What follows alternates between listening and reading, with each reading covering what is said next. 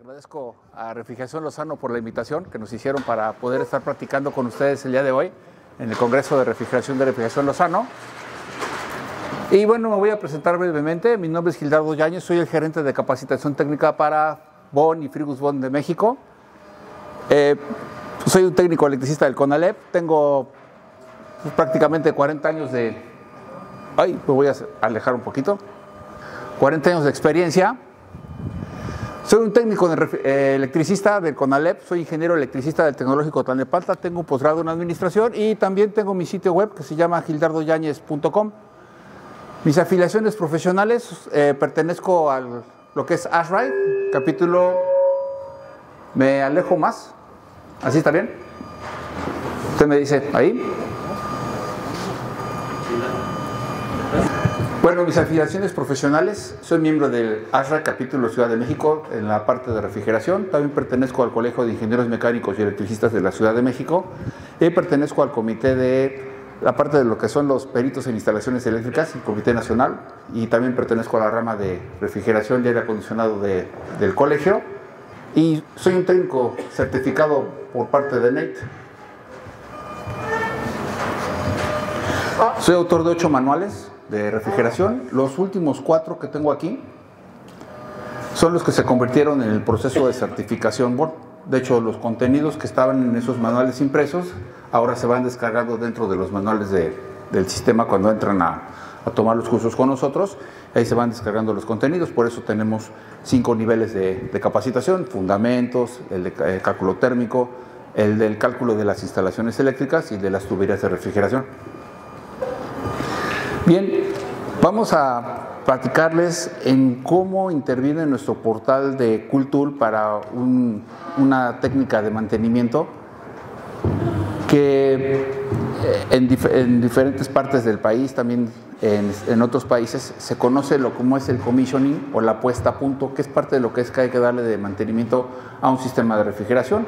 Incluso hasta hay un manual de descarga gratuita que está en ASRAI, que básicamente es cuál es el proceso de puesta a punto o de commissioning de un sistema de refrigeración, que básicamente eso es una metodología. De aquí vamos a tomar esos valores y otros puntos también de lo que es el estándar de mantenimiento de equipos de refrigeración de ASRAI. Entonces, una ventaja de las que tenemos cuando ustedes ingresan con nosotros a CoolTool y están certificados, podrán observar que aquí tengo un número 5. Eso significa que yo ya terminé, aprobé y certifiqué mis 5 cursos de capacitación en CoolTool. Yo entro a certificaciones y una vez que soy certificado, aparece este banner que se descarga, se puede plastificar, se puede convertir en una identificación y voy a traer aquí un código QR. En el momento que aparece esta identificación, cuando ustedes hacen proyectos dentro del sistema, por ejemplo, que utilicen el configurador para calcular un equipo de una cámara de refrigeración, sus cotizaciones salen ya con su nombre, pero traen el logo de que están certificados por BON. Incluso los catálogos, todas las actividades que vayan haciendo aparecen para que se puedan distinguir de los técnicos que están certificados por BON. Ahora, ¿cómo lo voy a ocupar? Una forma de dónde puedo estar ocupando mi certificación.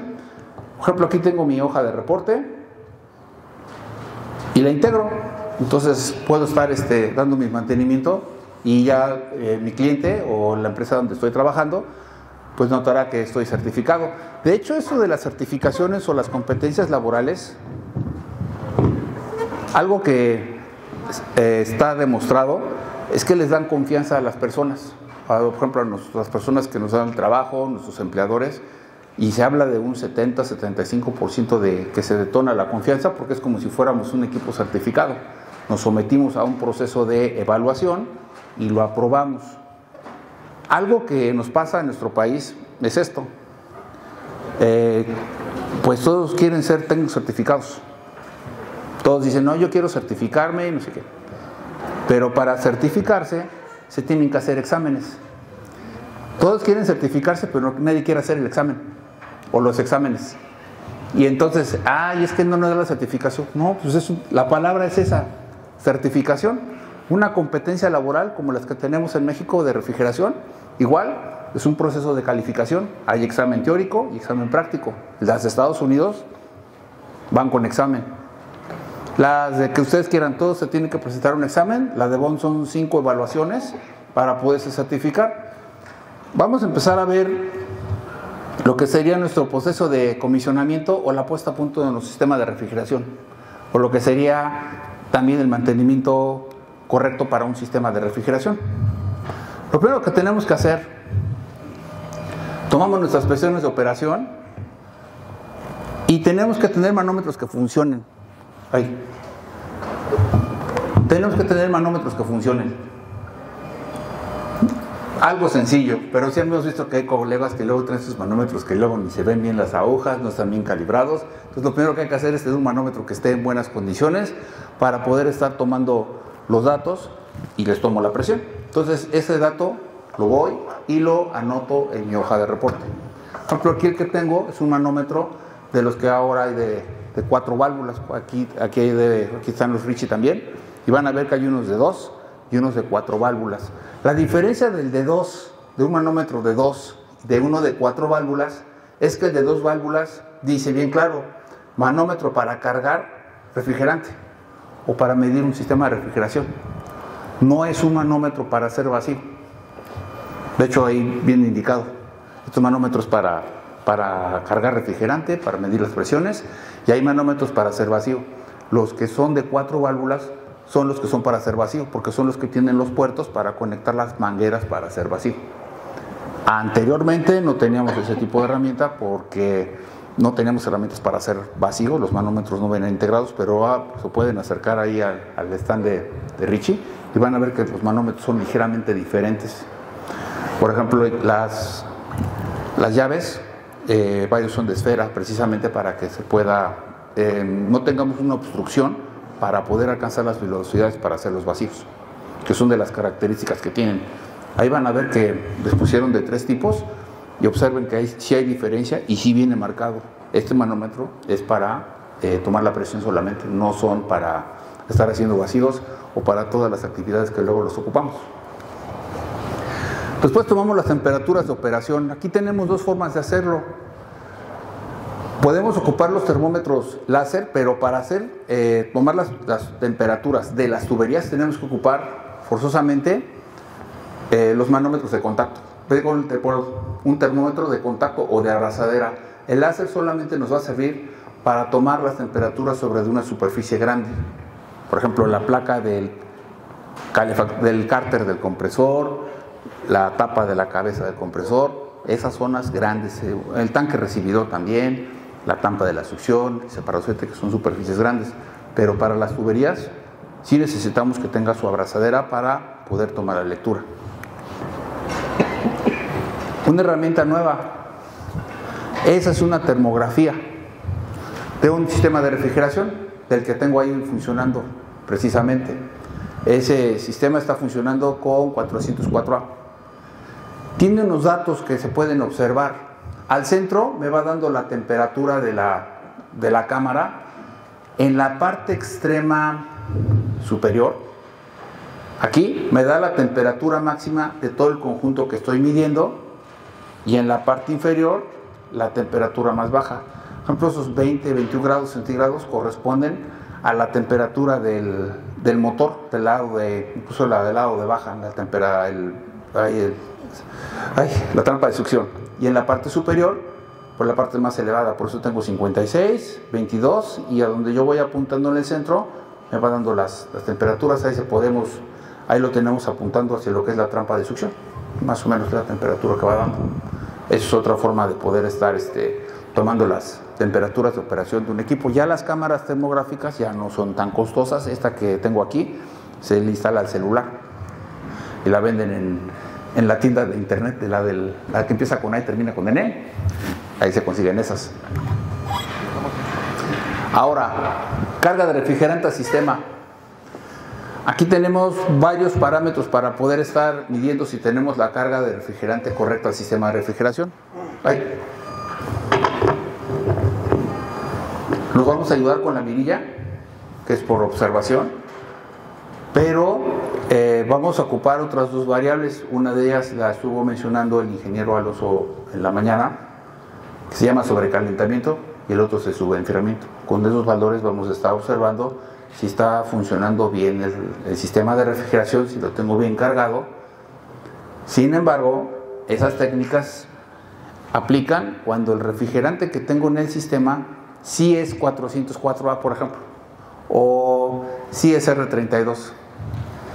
Sucede que en ocasiones compramos refrigerantes, digamos que no de marca reconocida, entran en el sistema de refrigeración y esos no necesariamente tienen que ser el gas que dice que viene marcado.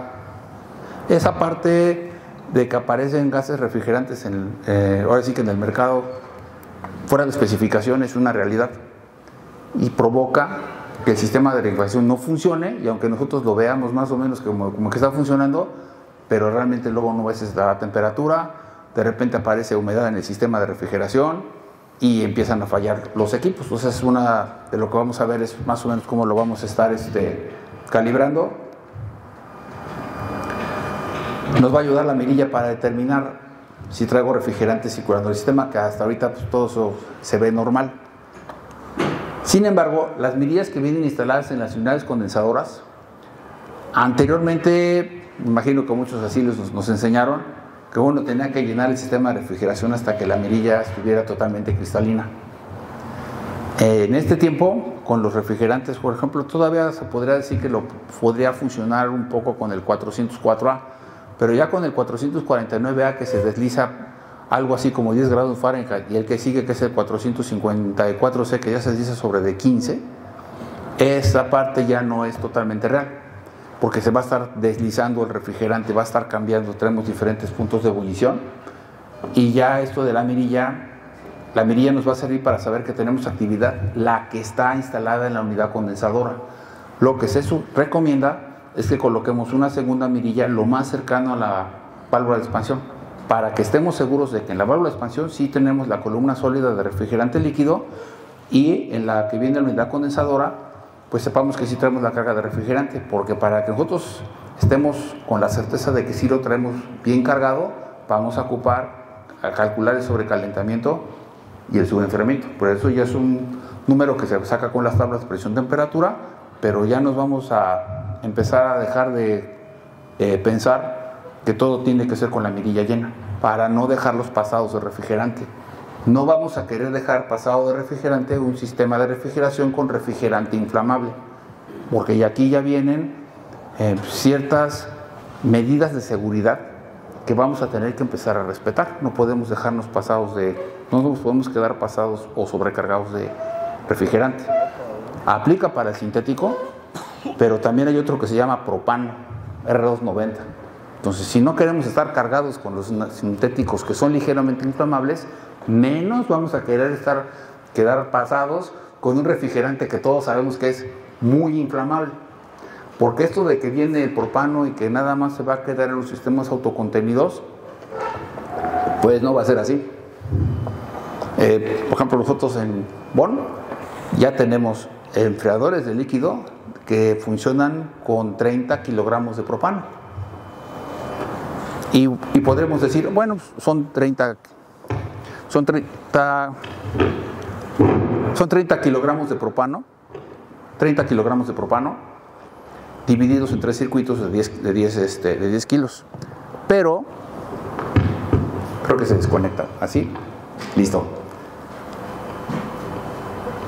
10 kilos, pero significa que yo traigo circulando en el sistema de refrigeración 20 litros de propano. Si se me fuga, se van a fugar 20 litros de propano. ¿Me escuchan? ¿Sí? Bien.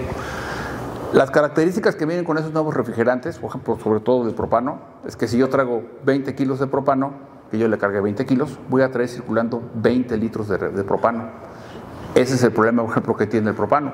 Si se escapa, se me va a hacer una nube de 20 litros. Cuando pase de vapor a líquido, voy a tener una nube que voy a tener que contener. Pero esos son una zona clasificada y son otro tipo de entrenamiento.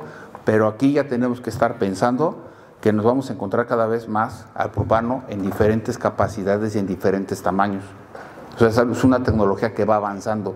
De momento tenemos las cargas limitadas a 500 gramos, son equipos autocontenidos, pero eventualmente los vamos a empezar a ver en más aplicaciones. Es algo que, si bien estamos al inicio, pero es cuestión de tiempo que vaya avanzando. Por ejemplo, Martín Mederos de Richie trae en su catálogo ya manómetros para trabajar con propano.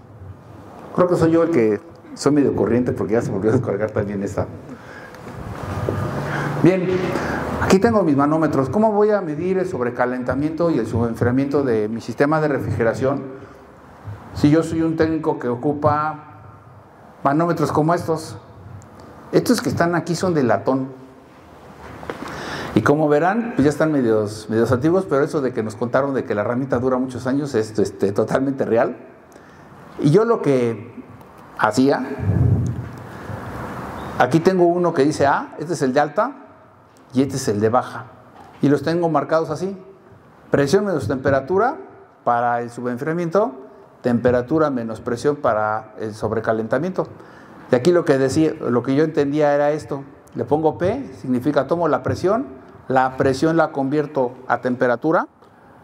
Lo podría hacer con tablas, lo puedo hacer con una aplicación, pero ¿sí se han dado cuenta que todos los manómetros tienen una temperatura y una presión? Esa temperatura es la que yo tengo que convertir. Le tomamos con un termómetro, tengo el subenfriamiento, y en el caso del sobrecalentamiento, igual tomo la temperatura del lado de baja y la presión que tenga en el manómetro la convierto a grados Fahrenheit y hago mi resta. Porque a lo mejor yo no tengo un manómetro digital, que ese es mi caso. Yo así lo anotaba, y digamos que ahora sería en el manómetro rojo presión menos temperatura, y en el manómetro azul temperatura menos presión. Porque tampoco los manómetros anteriormente pues eran de colores, eran todos así, de latón. Bien, ¿qué significa esta parte que nos mencionan siempre en los cursos de lo que es el refrigerante sobrecalentado? Básicamente es esto. En la parte de color rojo, en la parte inferior, es donde tengo mi refrigerante líquido que le estoy agregando calor. Y conforme le voy agregando calor, se va evaporando calor, calor, calor, calor, y se evapora. Y en esa condición en la que solamente tengo vapor y no tengo líquido, esa es en la que nosotros le llamamos la condición de sobrecalentamiento, o refrigerante sobrecalentado, o vapor sobrecalentado, y así lo mando a mi compresor. Porque si mi compresor se aspira al refrigerante líquido, el compresor se desviela. Y aquí ya lo vimos, ¿no? Puede migrar, se nos puede provocar que el compresor se quede sin lubricación. Anteriormente, si tenemos un compresor de bielas y pistones, pues puede provocar que se nos meta ese refrigerante líquido entre los pistones y los cilindros, lave el lubricante y bueno, nos daña el compresor, o provocan que empuja el aceite hacia el interior del cilindro y del pistón, y es cuando se quiebran las velas, porque viene el golpe de líquido. Lo que nosotros tenemos que hacer es que medimos ese sobrecalentamiento para estar seguros que estamos obteniendo refrigerante gaseoso 100% en vapor. El refrigerante tiene, vamos a decirlo así, tiene 3 nombres. Cuando lo tengo en un tanque, como los que tengo aquí, tanque de refrigerante, tengo vapor y líquido. Ahí lo tengo en una condición de saturación. Sube la presión y sube la temperatura. Y si baja la presión, baja la temperatura. Las condiciones de saturación que tenemos en el sistema de refrigeración lo voy a encontrar así en el condensador y en el evaporador. Y en la línea de succión, hasta que regrese hasta el condensador, lo voy a encontrar sobrecalentado. Solamente va a haber vapor y no voy a traer líquido. En esa condición de sobrecalentamiento se rompe el enlace en la que sube la presión, sube la temperatura, baja la presión y baja la temperatura. Se rompe este enlace. Por eso las tablas presión-temperatura no aplican. Acuérdense que las tablas presión-temperatura van a ser en forma de aplicación, y también queda claro que en los manómetros también tenemos esas condiciones de saturación. Algo que también hay que ver, que tenemos que tener manómetros ahora para diferentes, se sugiere que los tengamos para los diferentes refrigerantes. Que por ejemplo un manómetro de propano va a tener una escala distinta de la del de 404A. Eso es algo que sucede. O Por eso ahora se sugiere que tengamos los manómetros digitales, porque ellos básicamente le vamos poniendo el refrigerante y ese va ajustando todo, ¿no? Ya nos mencionaron que se pueden estar ajustando, digamos que de manera hasta que el equipo termine de su vida útil, lo vamos a poder estar actualizando. Ahora, ¿cuál es el sobrecalentamiento que vamos a estar buscando? Hasta el 404A nos vamos a quedar entre 20 a 30 grados Fahrenheit de sobrecalentamiento. Cuando empecemos a movernos al 449A o al 454C, ya no vamos a estar en esos valores, vamos a quedar por orden de los 40 grados Fahrenheit por el deslizamiento que tienen esos refrigerantes. Pero eso será tema en otra ocasión que estemos aquí, y entonces ya nos concentramos nada más a las puras instalaciones en R454C o en R449. Entonces, hasta el 404A nos vamos a quedar entre 20 y los 30 grados Fahrenheit. Este sobrecalentamiento pues va a evitar que tengamos los daños, porque no nos va a llegar refrigerante líquido al compresor y va a estar funcionando de manera adecuada. Recuerden, incluso para los nuevos, pues que nosotros tenemos que sostener, digamos, que una temperatura o un frío le debe de llegar de manera constante al compresor. Entonces lo vamos a estar midiendo, pero eso no significa que van a medir 20 o 30 grados Fahrenheit, sino ese número es el resultado de una diferencia. ¿Cómo lo vamos a calcular? Y aquí estoy partiendo de que nadie tiene manómetro digital. Y si lo tuvieran, tienen que saber de qué significa que les dé un valor el manómetro, que es algo que sucede hoy en día. La nueva generación de técnicos se quiere concentrar en un resultado y no saben de dónde sale. Y sí tienen el manómetro digital y les da un número, pero no saben si eso es bueno o eso es malo, o de dónde lo están sacando, o si lo están haciendo bien o si lo están haciendo mal. Y hay cosas, por lo menos en lo que es la parte de la electricidad, la energía eléctrica para la instalación eléctrica, y en la parte de refrigeración, que se tiene que entender de dónde salen los valores. Si no, ustedes pueden traer la herramienta más sofisticada y no van a entender qué están leyendo, porque eso es lo que puede suceder. Tenemos que saber qué valores estamos obteniendo, si eso es bueno o eso es malo. Entonces sí tenemos que saber usar los valores. Y aquí, para calcular el sobrecalentamiento, voy a medir la temperatura de la línea de succión. En el caso, lo que hacemos normalmente todos, pues es en el compresor. Este dato aplica si tengo solamente un compresor con un evaporador o una cámara pequeña. Ya para los que trabajan en sistemas más grandes, pues ellos sí tienen que andar midiendo sobrecalentamiento evaporador por evaporador, porque para que encuentren ellos un regreso de refrigerante líquido o cuál es el evaporador que está fallando, pues tienen que revisar toda la instalación. Para poder, y es algo que pasa, nos escriben y dicen, ¿cuándo van a dar un curso de racks? Pues siempre les tenemos que decir, mire, para que usted pueda reparar un rack, tiene que saber reparar los equipos pequeños, y ya que les entienda bien a los pequeños, podrá entrarle a los grandes, porque si usted le entra con lo que conoce a los grandes, pues no le va a quedar, no le van a quedar los equipos, porque tiene que entender cómo funcionan los pequeños para que entienda cómo caminan los grandes. Hay que saber de dónde salen los valores. Tomamos y determinamos nosotros nuestra temperatura de saturación. Entonces lo que hacemos es que convertimos esa presión, la vamos como la tenemos en libras de presión por pulgada cuadrada, la necesitamos en grados Fahrenheit. Entonces ya sabemos, podemos sacar el valor del manómetro, podemos sacar el valor de las aplicaciones presión-temperatura y restamos las temperaturas. Voy a procurar no moverme para que no se me desconecte el micrófono. Aquí yo tengo, si yo pongo mi tabla presión-temperatura, y aquí lo estamos haciendo con refrigerante propano, esta presión yo la quiero convertir a grados Fahrenheit, me va a decir que tengo una temperatura de 40. Ahora, 40 hasta este punto. Y este punto está dentro del evaporador. Imagínense que tenemos un evaporador que tiene 10 tubos. En el tubo 9 voy a llegar a este punto.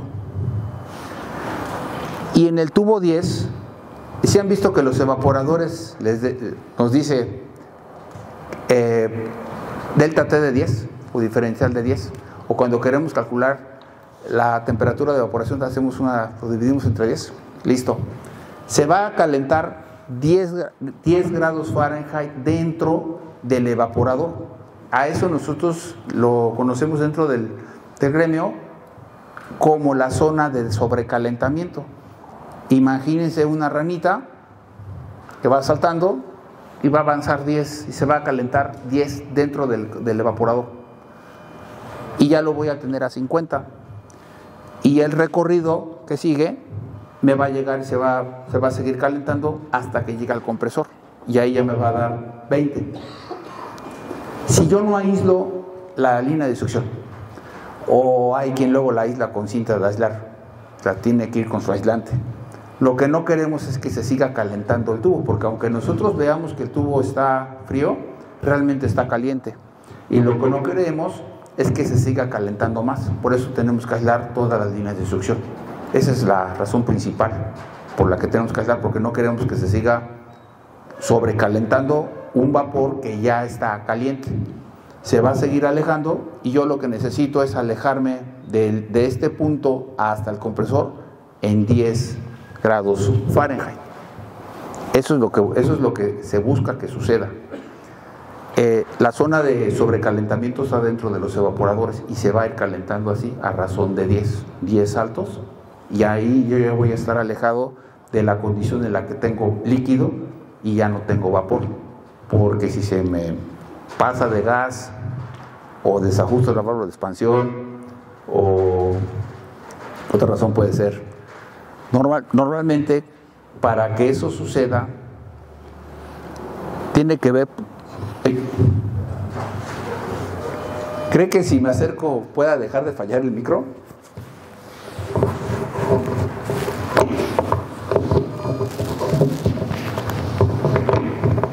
¿Qué tal ahí?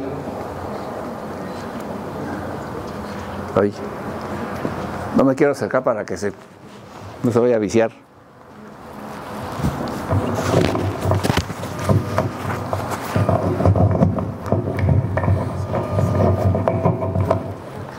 ¿Ahí está bien? Listo. ¿Me escuchan ahí?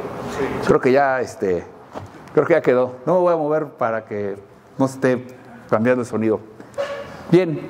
Entonces tenemos nosotros el 40 va a ser en la parte interior, 60 va a ser lo que yo estoy midiendo en la entrada del compresor, y en la distancia que tengo entre este punto y este punto son los 20 grados Fahrenheit. Ese es el diferencial de temperaturas, lo que viene marcado en todos los evaporadores. Cuando se está revisando un sistema de refrigeración, tengo que revisar que efectivamente esos 10 se estén cumpliendo y los otros 10 se me van a ir agregando hasta que llegue el compresor. Si yo tengo 10 y mi sobrecalentamiento está mayor, en el compresor significa que el aislante de la línea de succión está bajo o está delgado o ya no funciona, y esa es una parte que nosotros vamos a tener que cambiar. No se va a corregir agregándole más refrigerante. Básicamente se arregla poniendo el aislante bien. Ese es el primer punto, porque recuerden que a partir de este año tenemos que ir buscando la forma de hacer mejor los análisis, porque vamos a entrar a la parte en la que la refrigeración ya se vuelve inflamable, y la refrigeración y el aire acondicionado. Nosotros no queremos dejar sistemas de refrigeración con aire o pasados de gas. Antes de ajustar el sobrecalentamiento, ahora, antes de terminar, las válvulas de expansión mal seleccionadas provocan el regreso de refrigerante líquido. Algo que se tiene que practicar bastante es aprender a estar seleccionando las válvulas de expansión de la manera adecuada, porque si las seleccionan mal, o si ustedes llegan al equipo y ven que la válvula de expansión está mal seleccionada, pues va a estar pasando líquido, y aunque la cierren, pues va a seguir pasando líquido, porque una válvula de expansión de 3 toneladas de refrigeración y se requiere, por ejemplo, una de 2, si ustedes la cierran, pues va a dar 3 de todas formas, quizás un poquitito se va a modificar, pero no va a pasar de 3 a 2. Por eso hay una válvula de 2 y una válvula de 3. O tenemos los... Ah, se cayó.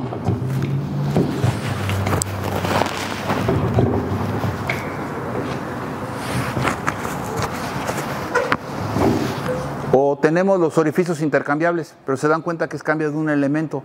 Y la idea no es que estemos cambiando los orificios nada más a ver si latinamos. Se puede, todo esto se calcula. Por ejemplo, en los cursos sí tenemos un módulo nada más para poder aprender a calcular la válvula de expansión. Lo que se aprende en ese módulo es el procedimiento para escoger una válvula de expansión. Con los números que se obtienen ahí, los pueden cargar en el catálogo de la válvula de expansión que ustedes gusten y les va a dar el modelo correcto. Porque no se calculan, no se escogen al tanteo, realmente hay un método para poder sacar esos valores. Se han visto que los catálogos en línea para los configuradores de válvulas de expansión les piden ciertos valores, esos valores se calculan y con eso les da la válvula de expansión adecuada. Antes de ajustar, tenemos que determinar cuál es el sobrecalentamiento que necesitamos de la aplicación, porque aquí no sabemos si estamos en media temperatura, estamos en baja temperatura, tenemos que ver cuál es el que necesitamos. Y de ahí también tenemos que verificar fíjense, asegúrense del subenfriamiento, está dentro de los parámetros. El subenfriamiento, casi nadie le hace caso porque no se le puede hacer nada, pues nada más es el refrigerante que está saliendo del condensador, pues no tenemos ningún elemento para estarlo ajustando. Pero ¿qué tal la válvula? ¿Qué tal ahora sí que la parte de la válvula de expansión? Como se puede mover, pues es donde se le empieza a desajustar y cada vez que se toca la válvula de expansión, se desajusta el subenfriamiento y muchas veces no se van dando cuenta, pero luego esos ajustes van provocando que vaya subiendo la temperatura de la descarga y la presión del compresor, por estar ajustando esa parte. Por eso es muy importante aprender a seleccionarla. Ahora, por último, aquí tengo dos abreviaciones, serían abreviaturas, el CW y el CCW. CW significa en favor de las manecillas de reloj y el CCW en contra de las manecillas de reloj. El girar en favor de las manecillas de reloj eleva el sobrecalentamiento y el CCW baja el sobrecalentamiento. Estas letras también aplican para cuando ponen las aspas de los equipos. Que ustedes pongan una aspa con el giro equivocado también provoca problemas en el sistema de refrigeración. Y esto es real. De hecho, lo que les platico a mí me pasó. Necesitaba una aspa CW, fui a una tienda y no había. Y el mostrador me dijo, te vendo la CW y la pones al revés y ya queda. Y sí quedó, pero no funcionó. Porque por el ángulo de ataque es totalmente distinto. Entonces hay que poner atención. Vienen marcadas las aspas con este dato. Ahora, la válvula de expansión, seguimos. Tenemos que verificar que nuestra válvula de expansión esté bien instalada, pero sobre todo este bulbo que tengo aquí. Como verán, aquí tengo 2 en punto, 8 en punto, 4 en punto, que sería otra vez la parte del reloj mi referencia. Pero observen la superficie de contacto que tengo el bulbo contra la tubería. Las válvulas de expansión vienen con estas abrazaderas, son metálicas, y lo que se busca es que cuando se coloque el bulbo podamos aumentar la superficie de contacto y ese bulbo sí puede reaccionar a los cambios. Por eso tenemos que colocarla. Si mi tubería es 17 octavos o menor, entonces se coloca en la parte superior, aquí a las 12, y ya cuando los diámetros son mayores, los vamos colocando ya sea a las 8 o a las 4. Punto aquí. No existen las válvulas de expansión con bulbo ambiental. Una válvula de expansión que ustedes encuentren y que el bulbo está al ambiente como si fuera el bulbo del termostato, no está funcionando. No existen esas válvulas de expansión. Bueno, sí existen, pero hay quien dice, es que esa válvula de expansión la dejamos así porque nos dijeron que era ambiental, o el que la instaló dijo que era ambiental. Y eso de que válvulas de expansión ambientales no existen. Y esa leyenda sí existe, sí hay personas que lo hacen, tal cual. Y les dan una buena explicación. Es que así pasa más líquido y funciona mejor el equipo. Olvídense de eso. Eso no existe. Se pone el bulbo, hay que colocarlo.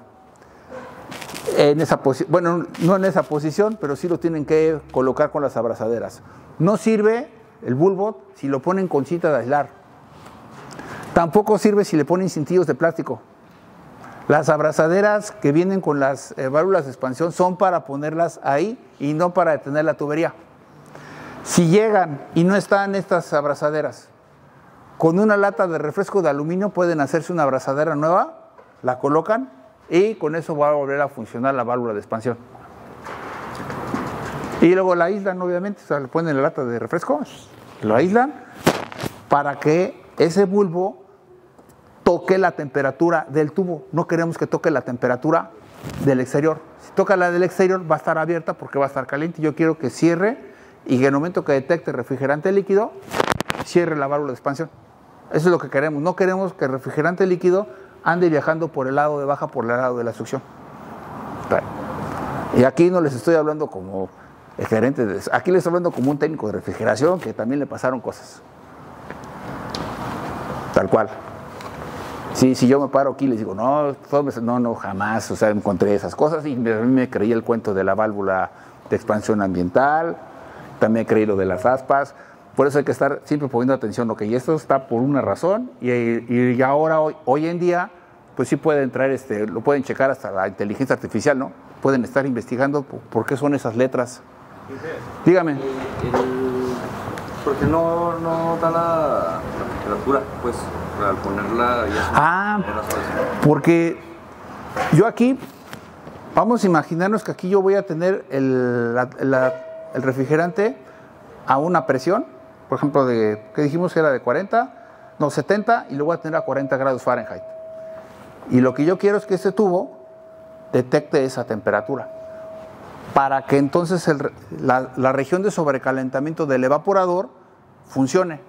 Si yo lo suelto, va a medir la temperatura ambiente y va a decir, pues todavía no da la temperatura y va a estar abierta. Pero no haría la misma función con las abrazaderas. ¿Mande? Con las cintillas o con... De hecho, las cintillas de plástico no van a transmitir el calor y lo que necesitamos es que este bulbo se iguale en la medida de lo mayor posible, que tenga la misma temperatura del refrigerante para que entonces la válvula reaccione. De hecho es lo que buscamos. Si no lo pone, efectivamente la válvula está todo el tiempo abierta y sí pasa más refrigerante líquido. Y luego cuando le preguntan a la persona, oye, ¿para qué quieres que salga el refrigerante líquido y que esté congelada la línea de la succión? Porque pues sí, ¿no? ¿Como para qué? No, pues es que para que enfríe. Sí, pero eso, así tal cual empieza uno. Sí, pero eso no funciona así. Imagínense yo de nuevo. Oye, pero es que pues como que no tiene mucha lógica porque voy al curso del fabricante y me dice que quiere todo el refrigerante líquido dentro del evaporador y se me suelta el refrigerante líquido. Por si no lo saben, el evaporador no está trabajando al 100%. Porque si entra refrigerante líquido al evaporador y sale refrigerante líquido al evaporador, significa que comprimimos, condensamos, mandamos refrigerante líquido que no encontró calor para evaporarse. Y si no encuentra calor para evaporarse, entró y salió. Y pues ya tengo una fuente de ineficiencia del equipo. Y es que hay colegas que asumen que si el tubo de la línea de la succión está congelado es que está enfriando, o si el compresor está congelado está enfriando el equipo. Sobre todo pasa, con todo respeto, cuando uno entra a trabajar a una compañía a darle mantenimiento a una cámara de refrigeración y el que es responsable de la cámara de refrigeración no es un técnico de refrigeración, es el de mantenimiento. Y a él le dijeron hace tiempo, tú tienes que hacer que esto esté congelado y así ya está funcionando. Y eso no funciona así. O sea, acuérdense, si a mí se me está saliendo refrigerante líquido, le invertí energía, pasé refrigerante líquido por el evaporador y el líquido no encontró calor para evaporarse. Y si no encuentra calor para evaporarse, pues no estamos sacando el calor de la cámara de refrigeración. Así tal cual, y por eso se empiezan a congelar los evaporadores. Pero esa es así la definición. El refrigerante líquido se tiene que evaporar al 100% dentro del evaporador. Eso es lo que tiene que pasar. Que sí hay tubos que sí se condensan más, eso significa que el tubo está por debajo de la temperatura de rocío donde estemos trabajando. En lugares donde la humedad relativa es más alta, a costa, así, un lugar húmedo, Manzanillo. Pues ahí va a estar condensando más porque hay mucha humedad y el tubo va a estar por debajo de la temperatura de rocío. Pero quizás aquí en Chihuahua, que al parecer está un poco más seco que Manzanillo, quizás aquí no pase eso. Pero si yo aprendí a trabajar de una forma así, me voy a otro lado y realmente no entiendo bien qué estoy haciendo, pues voy a querer repetir lo mismo que estoy haciendo en el otro lado, y pues no va a funcionar igual. Incluso la presión atmosférica es diferente, pero esa es la razón. No deben andar circulando refrigerante líquido en la línea de succión. Se nos desvía del compresor, ya nos explicaron, va a haber otro tipo de problemas, pero si lo vemos desde el otro lado, pues el evaporador no va a estar trabajando bien, porque nada más entra líquido y sale líquido. Y el evaporador debe de evaporar el líquido, lo debe de atrapar. Acuérdense que el refrigerante líquido va a ser el transporte del calor, como una esponja. Va a entrar, lo capto con el refrigerante, lo comprimo, le elevo la presión, le elevo la temperatura y cuando llego al condensador, lo exprimo. Le saco todo el calor, por eso está caliente, ¿no? Le saco todo el calor al punto de que lo vuelvo otra vez refrigerante líquido. Y en esas condiciones puedo volver a atrapar calor. Por esa razón, si no tengo limpio el condensador, como no le saqué todo el calor, no lo exprimí por completo, pues me llegan burbujas o el tubo, la línea de líquidos se empieza a calentar, pero porque estoy regresando otra vez refrigerante con calor. Y lo que yo tengo que hacer en un condensador es sacarle todo el calor, así exprimirlo. Le tengo que sacar el calor. Acuérdense que el refrigerante va a ser el transporte del calor. Aquí se puede colocar, puede estar aquí o puede estar en esa posición dependiendo de también el espacio que tengan para colocar los evaporadores. Pero esta parte también no es cierto. Si lo ponen, se va a fugar si lo colocan con la posición hacia abajo. Y sí, me lo han dicho también. Bueno, no me lo dijeron de una vez, pero lo noté. Es que si lo pones así se le sale el gas. Exacto. Pues no se le va a salir el gas, pero lo ven a uno trabajando bien y dicen, no, te empiezan a decirle cosas, pero capaz que esta persona va y se lo dice a otro y se lo creen. Entonces no pasa nada. Ahora, cuando se empieza, que ustedes se encuentran que está alimentando demasiado refrigerante, aquí están los evaporadores. Aquí, bueno, tengo la ilustración, pero acuérdense que en los evaporadores, de un lado tengo la parte de refrigeración y del lado derecho tengo la parte eléctrica, ¿no? Yo lo que tengo que hacer es no colocar ese bulbo ahí, porque de veras que hay unos colegas que ponen la válvula de expansión y como ahí tienen el distribuidor lo ponen al lado. No, ahí no va. Va aquí. La constante, el bulbo, y después se coloca el igualador externo. El igualador externo va después del bulbo. Así. Como lo vayan a acomodar, traten de, más bien tiene que ir en esta forma. Y bueno, si no lo pueden colocar así, y nuevamente, tema de espacio, lo pueden colocar de esta forma. Pero primero se coloca el bulbo y después va el igualador externo. Ahí es como se tiene que buscar la forma del acomodo del bulbo. Esto es lo que se debe de hacer. El igualador externo, pues se los viene montado normalmente en los evaporadores Bohr, así que está la posición correcta, pero hay unos colegas que los quitan. Llegan, agarran, es que ahí me estorban, tiene que ir en esa posición y el bulbo siempre va a ir antes del igualador y ahí debe de entrar ese bulbo. Probablemente no pueden hacer este arreglo por el espacio, pero pues lo pueden colocar en el exterior y ahí lo pueden colocar. Ahora, ¿qué pasa si la válvula nos empieza a estrangular el sistema de refrigeración? Pues aquí significa que llega el refrigerante líquido a la mitad y se evapora. ¿Se acuerdan que les acabo de mencionar que para que el sistema de refrigeración funcione, tengo que traer refrigerante líquido circulando por el evaporador? Pero si el refrigerante líquido desaparece porque ya se volvió vapor a la mitad del recorrido, la otra mitad ya no va a poder atrapar calor, porque lo único que atrapa calor es el refrigerante líquido, no el vapor. O sea, el vapor, lo que va a pasar es que como ya cambió de estado, traigo un líquido, le agrego calor al refrigerante y lo paso de estado líquido a estado gaseoso. Y en ese proceso es cuando yo atrapo el calor. Pero yo al vapor, por más que le siga agregando calor, el vapor se calienta, pero ya no va a cambiar de estado y ya no va a poder seguir atrapando más calor. Por esa razón, se dice, el evaporador está estrangulado, llega a la mitad y el resto del recorrido ya va solamente viajando en fase gaseosa y ahí ya no puedo atrapar más calor. De ahí, pues lo único que hay que hacer es cambiar esa configuración del sobrecalentamiento.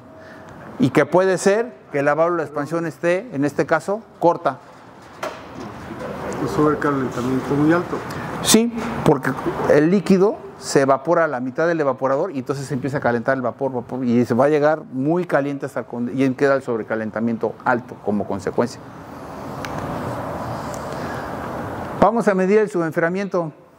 Ahora voy a ocupar el que dice alta, presión menos temperatura. Básicamente lo que vamos a hacer es restar la salida ahora sí que del condensador, le vamos a restar la salida y ahí vamos a saber cuál es nuestro subenfriamiento. Ahora, ¿qué significa por definición que el refrigerante está subenfriado? Cuando está saturado, tengo una temperatura y una presión en la que tengo vapor y líquido. Acuérdense, el tanque del tanque de refrigerante está saturado, el tanque recibidor está saturado, tengo vapor y líquido al mismo tiempo, ¿no? Ahí lo tengo saturado, vapor y líquido. Cuando lo tengo sobrecalentado, solamente tengo vapor y no tengo líquido, porque está más caliente a esa misma presión, está más caliente, está en vapor. Y cuando lo tengo subenfriado, significa que lo tengo por debajo de esa temperatura de saturación. Recuerden, la temperatura de saturación es la que le está dando el manómetro. Esa temperatura de saturación, ahí está, o la de la tabla presión-temperatura, pero yo lo entendí más rápido así. La presión que tengo ahí, que me marca el manómetro, trae una temperatura, esa es la temperatura de saturación. Igual tengo una temperatura de saturación en baja y una en alta. Ahora, en alta, para que lo tenga en líquido, significa que sostengo, por ejemplo, los 220 libras en alta y va a traer una temperatura, por ejemplo, que vamos a estar condensando, no sé, a 35 grados centígrados. Si yo lo bajo a 30 o a 25 y sostengo la presión, voy a tener puro líquido y no voy a tener vapor, que eso es lo que hago con el proceso de condensación. ¿Están de acuerdo que a la entrada tengo puro vapor y a la salida tengo puro líquido? La presión de entrada es la misma y la presión de salida es la misma, pero lo que tengo distinto es la temperatura que tengo a la entrada de la salida, porque tengo que exprimir el calor. Cuando yo hago ese proceso, me queda solamente líquido. Y en esta parte del subenfriamiento, igual se rompe el enlace, por eso también tengo que hacer mi resta. Ahora, ¿cuál va a ser el sobrecalentamiento? Digo, el subenfriamiento.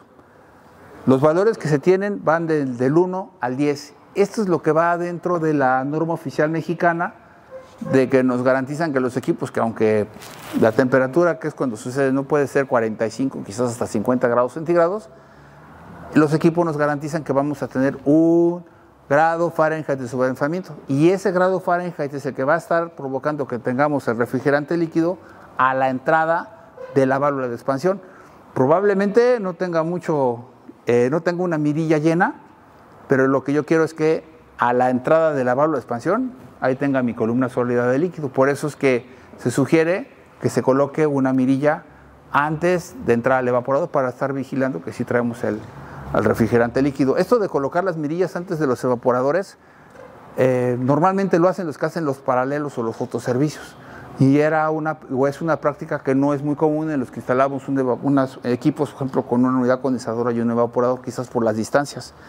Pero como vamos a ir cambiando de refrigerantes, aquí sí la sugerencia para que no estén batallando mucho, pues ponen una mirilla antes del evaporador para que puedan estar viendo que sí tienen la columna de refrigerante líquido, y pues tampoco se trata de estar complicándolos más el trabajo, no es necesario.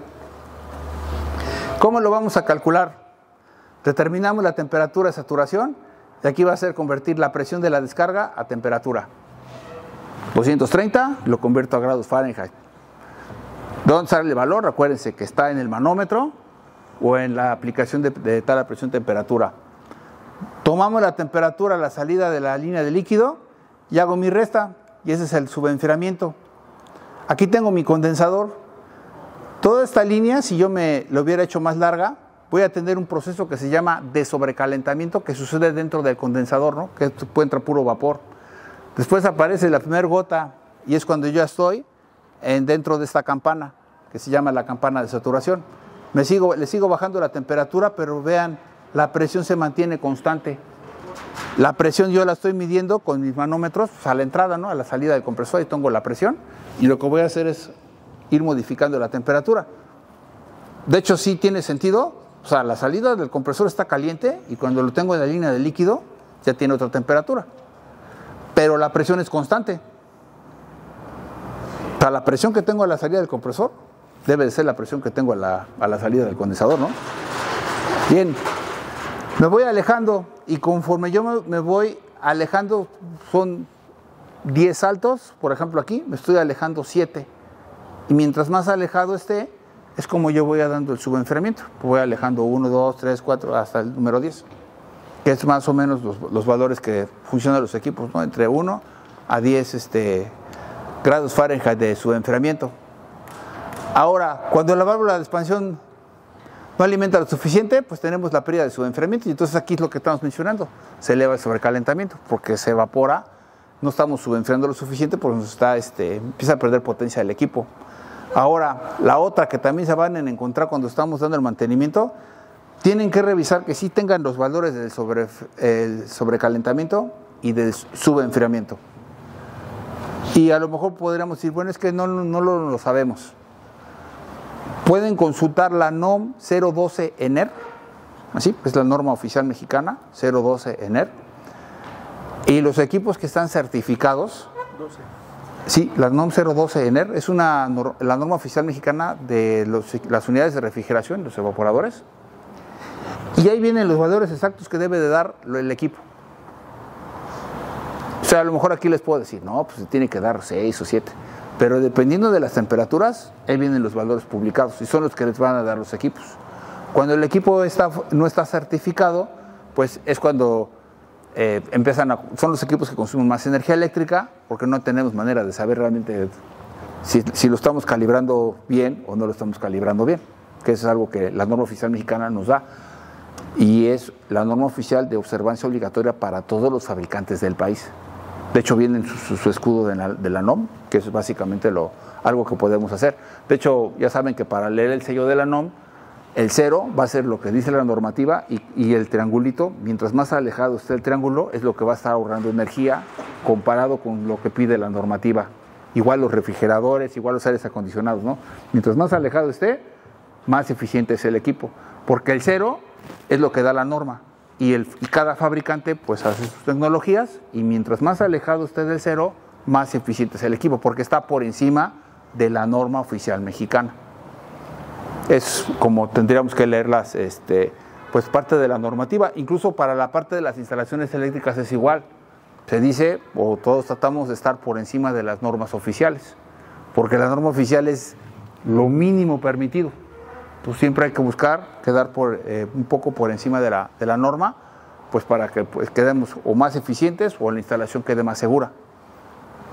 Ahora, la siguiente, sobrecalentamiento errático de la válvula de termoexpansión, a esta falla se le llama hunting, básicamente. Y es cuando nosotros ponemos los manómetros y se están moviendo. ¿Sí han visto equipos que hay así, no? Eso es el hunting. En ocasiones se puede arreglar. La mayoría de las veces lo mejor, la mayoría de las ocasiones lo mejor es cambiar la válvula de expansión y ya, porque normalmente es eso.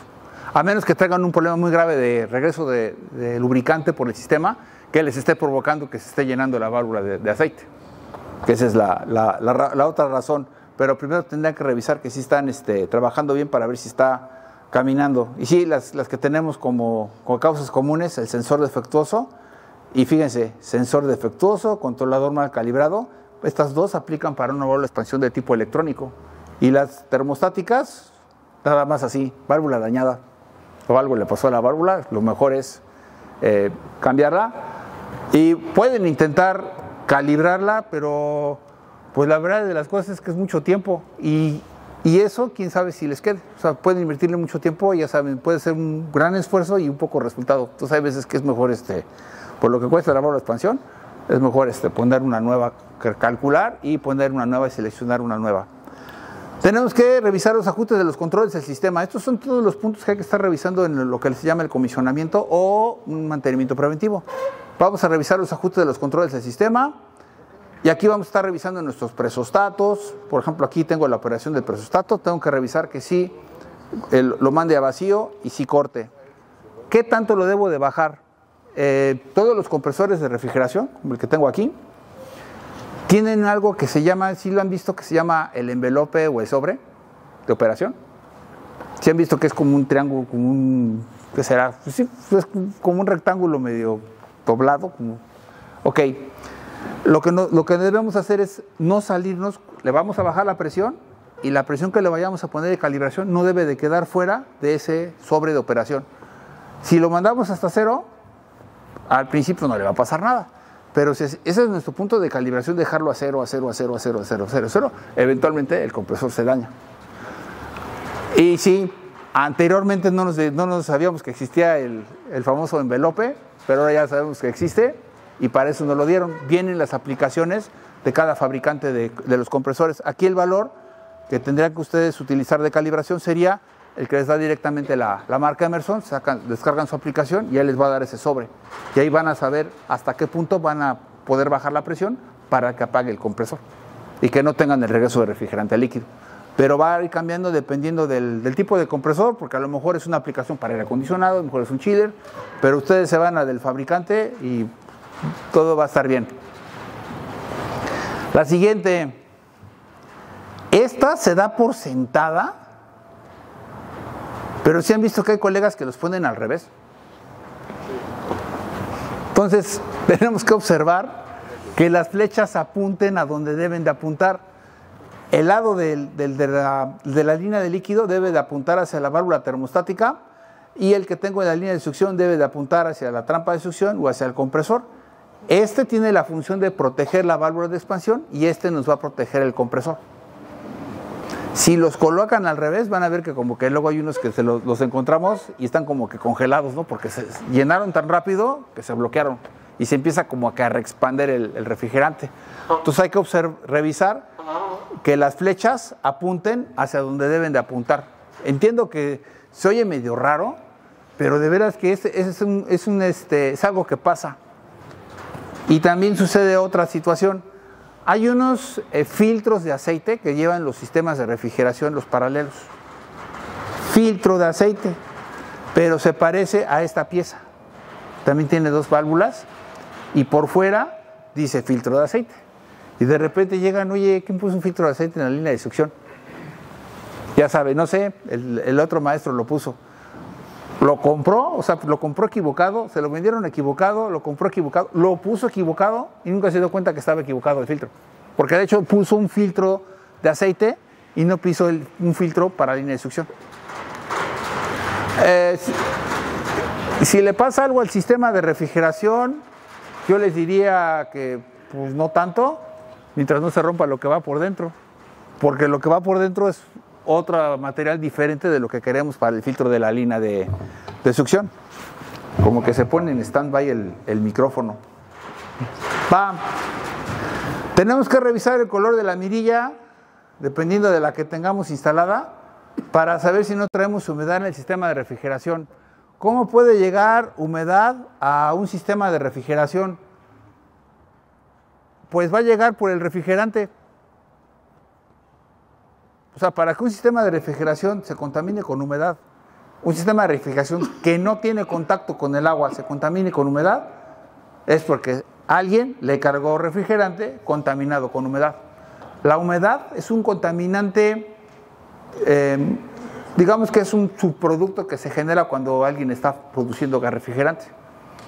Y si el refrigerante es de mala calidad, se va con agua. Porque pues nosotros... Nadie le mete agua a los sistemas, ¿no? Pero de repente aparecen contaminados con agua. Cambian las mirillas de color. ¿Cómo llegó el agua ahí? Por el refrigerante. Y aquí es la única. Y la única forma de arreglarlo, pues van a tener que sacar todo el refrigerante y volver a cargarlo. Si les llega a pasar, si se ven en la necesidad, también van a tener que cambiar la mirilla, porque la mirilla ya queda pues, afectada por la humedad. Y también los filtros, porque ya se taparon. Cuando pasa eso, filtro de línea de succión, filtro de línea de líquido y mirilla ya se dañaron porque pues circularon con agua. ¿Y las trampas? La trampa, no tanto, porque cuando usted le haga el proceso de vacío, lo evapora. Y bueno, también falta el proceso del nitrógeno, pero cuando haga ese proceso se evapora por completo. Pero los que traen trampa de aceite, igual se queda evaporado. pero los filtros, la humedad se queda atrapada porque van por gotas. Entonces ya lo llenó de gotas, ya se llenó, ya se sepultó en humedad. Ese es uno nuevo. Ahora, en la otra parte, tenemos que buscar lo que nos platicó el ingeniero Alonso: alta temperatura y alta presión en la descarga. La primera de ellas, condensador sucio. Cada vez que se le da mantenimiento o se visita un sistema de refrigeración, tenemos que limpiar el condensador, y lo que se recomienda es que cada 30 días con la hidrolavadora hay que darle. Carga excesiva de refrigerante. ¿Se acuerdan de lo de las mirillas? Por esa razón no nos debemos estar guiando por la de las mirillas. Las mirillas nos van a servir como indicador de humedad, nos van a estar informando que sí está circulando refrigerante, pero no es el indicador para saber si lo dejamos bien cargado de refrigerante o no. Y el otro instrumento para esa parte que se me estaba olvidando, el voltímetro. El voltímetro tampoco sirve para saber, para dejarlo bien cargado de refrigerante. Es cuando lo estamos midiendo con el amperaje, no, tampoco. Para eso necesitamos para eso vamos a estar midiendo el sobrecalentamiento, el subenfriamiento. Y la otra herramienta que no la tenemos, no me he platicado, también hay un equipo que se llama báscula.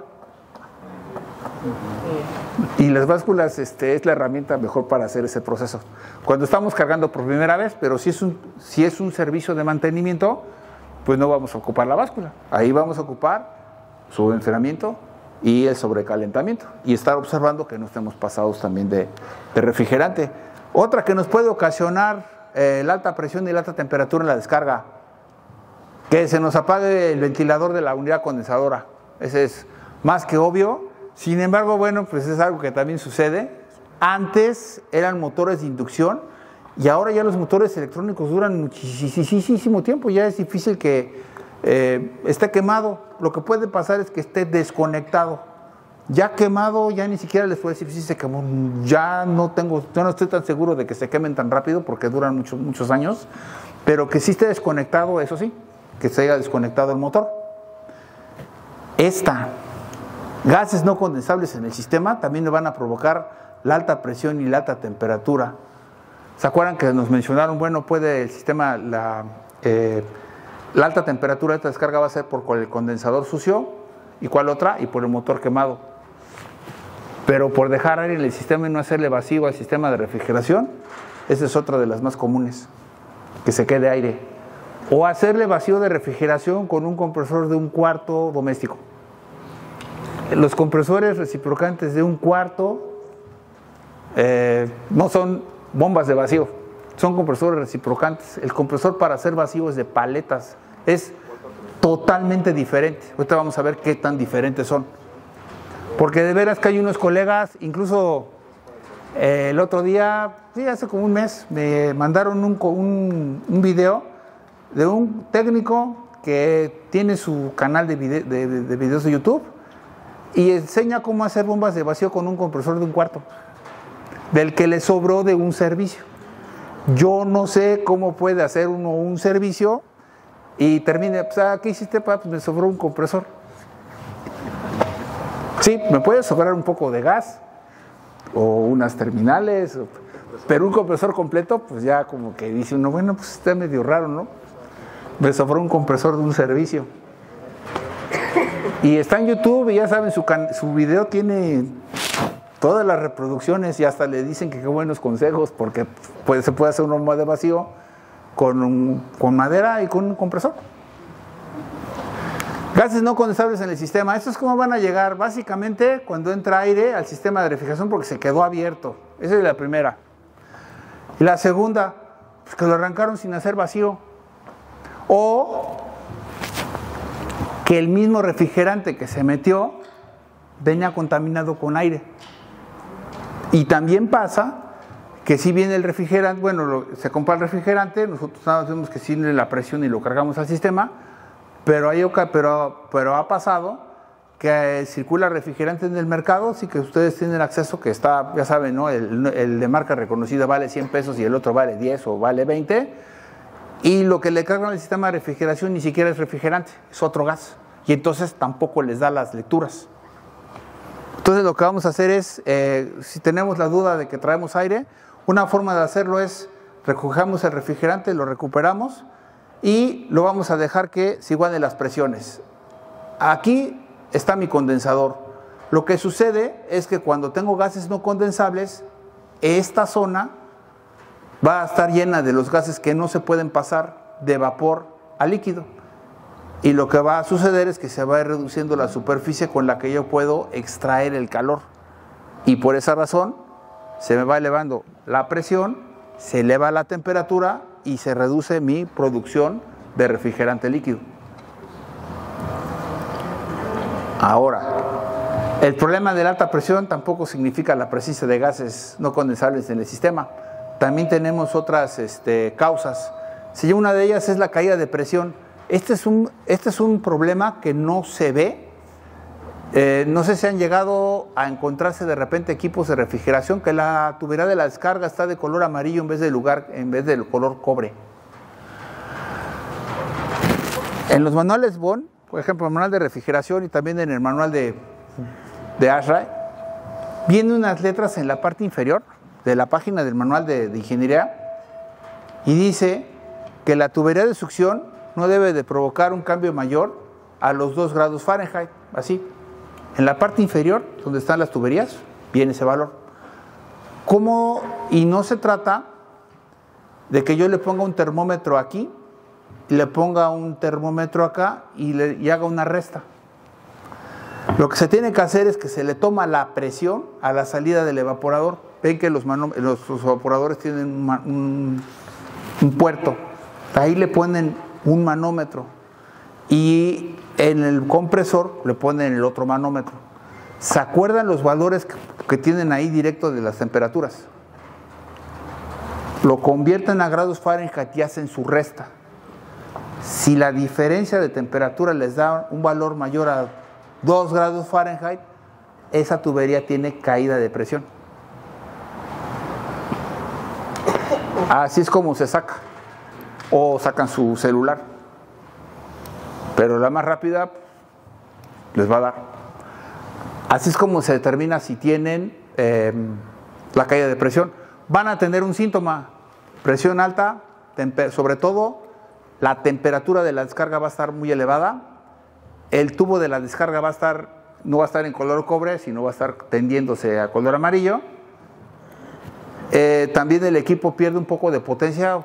De hecho, no les quisiera decir que se eleva el amperaje, porque el amperaje casi no se va a elevar. Lo que se eleva es mucho la temperatura, pero no la presión, porque todos lo asociamos a que se sube la presión, se sube la temperatura. En este escenario, la presión va a estar normal, pero la temperatura es la que va a estar elevada. Y así es como van a determinar si la instalación tiene caída de presión o no. O sea, no, porque si yo no tengo aislado mi tubería de succión y le pongo los termómetros, pues sí me va a fallar. Bueno, me va a dar una lectura errónea, porque no por caída de presión, sino porque no estoy bien aislado. Pero si yo lo tomo con las presiones, sí lo puedo hacer. Ese manómetro que está instalado en los evaporadores Bond es para eso.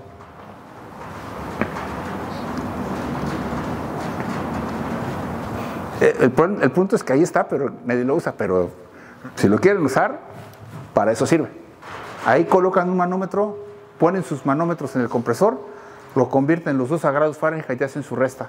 Si el número rebasa de 2, van a ver que si le meten números, ya sea con la aplicación o con la misma tabla, van a observar que traen caída de presión. Pero van a tener el otro síntoma, no se les olvide, la temperatura de la descarga va a estar alta. Entonces, van a hacer varias señales, ¿no? Ahí van a tener para poder estar buscando la caída de presión. Y ya saben que si tienen la caída de presión, significa que hay que cambiar las tuberías. La única forma pues va a ser pasar las tuberías al diámetro superior, y también pues ya saben que van a tener que colocar codos de rego largo, porque en esa instalación se está cayendo la presión. De aquí ¿cómo vamos a poder poder determinar si traemos los gases no condensables? Una forma es, paramos el equipo, acumulamos todo el refrigerante en el condensador, sería entre el tanque recibidor y el compresor, y dejamos que trabaje hasta que se iguale la temperatura del refrigerante con el medio ambiente. Si la presión ya que tenga la temperatura, la presión está 10% por encima de lo que marca la tabla presión-temperatura, traemos aire. ¿Y si los manómetros de alta están oscilando, también puede ser? De hecho, lo que va a pasar es que tiene que parar, o sea, apaga y le toma la presión. Y si está por arriba de 5 o 6... Estás trabajando en la unidad. Primero lo manda vacío.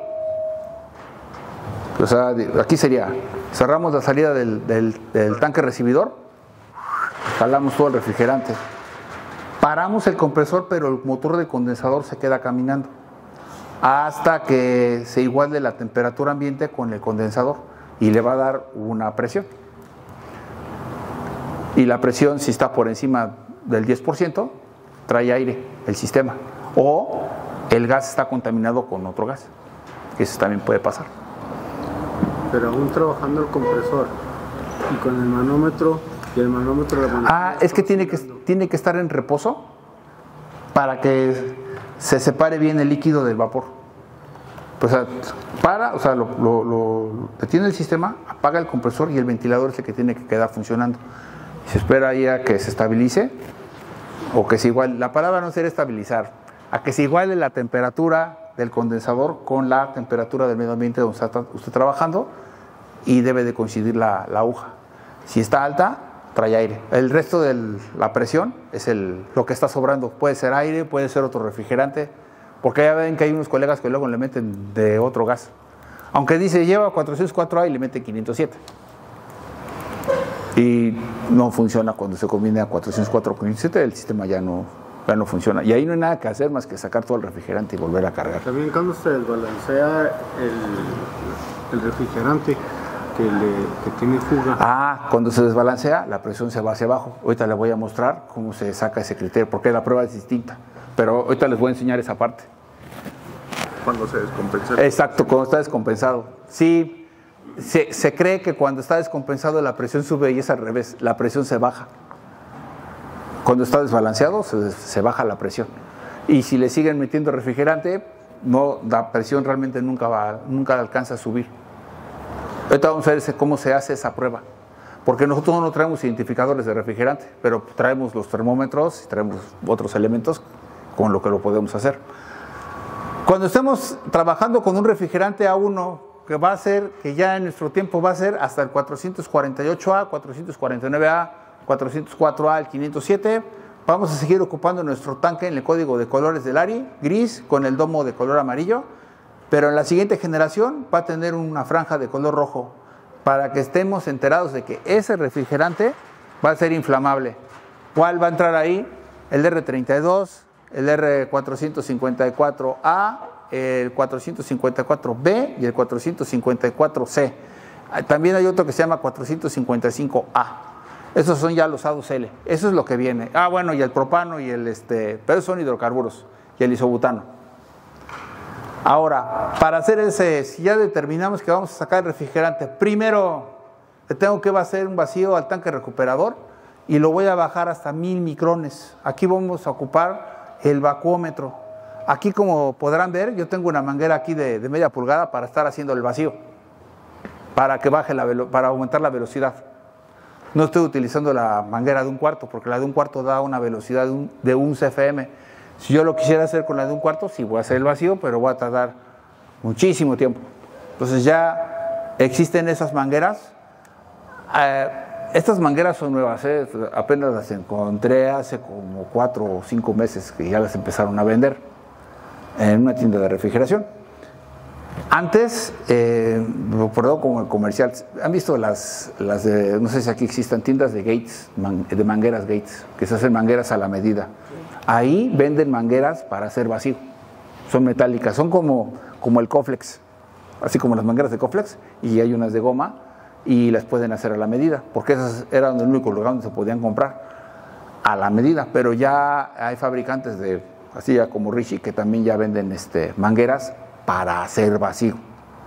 Y esto de las mangueras para hacer vacío, uno podría pensar, bueno, los que hacen los sistemas, para los racks deberían de traer esas mangueras. No, uno llega y lo están haciendo con las mangueras para cargar refrigerante. O sea, se tardan muchísimo tiempo en hacer los vacíos y esa es una de las razones por las cuales no todos les hacen vacío a los sistemas a la profundidad requerida por el tiempo que se toman. Pero si lo hacen con las mangueras equivocadas, pues si es lento, pues todavía más lento, porque pierden toda la potencia de la bomba. Imagínense, si tienen una bomba de 6 FM, si le ponen una manguera que la velocidad máxima es de 1, 5 CFM no los están ocupando. La bomba está ahogada ahí.